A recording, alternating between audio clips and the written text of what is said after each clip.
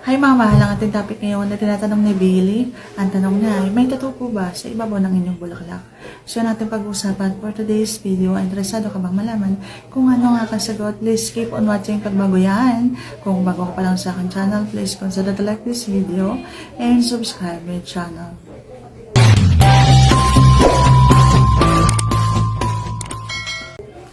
Ang sagot ko ay wala po. At may balak ba akong magpatato sa aking bulaklak? Ang sagot ko ay hindi po. Sa lahat ng mga natatanong tungkol sa aking mga tato, ang tato ko lamang po ay nasa dibdib, nasa likod ng aking kaliwang tenga, nasa likod ng aking kaliwang braso, at nasa aking balakang.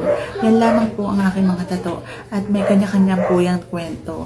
Ang kwento po ng aking nasa dibdib na Pegasus ay gusto kong takpan yung aking dating tato, yung freedom. At may nakapagsabi sa akin na aking kaibigan na maganda daw yung Pegasus, swerte daw yon.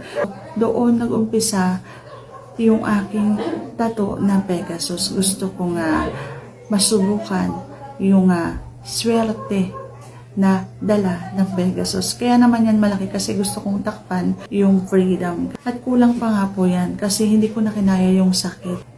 Kulang pa yan dito sa kabila ng kulay ay hindi pantay. Kasi nga po, hindi ko na kinaya yung sakit. Hindi na ako nakabalik dun sa pinagpatatuan ko. At yun po, ang Pegasus ay may dalang swerte. Totoo po yan. Kasi mula nung nagpatato ako ng Pegasus sa aking dibdib, nagsimula na pong mag-viral ang aking mga YouTube channel. So, kaya naniniwala ko sa swerteng dala ng Pegasus. So, sana sagot ko na tamang yung tanong. And if you like this video, please consider to like this video and subscribe my channel. Thank you for watching. See you on my next vlog.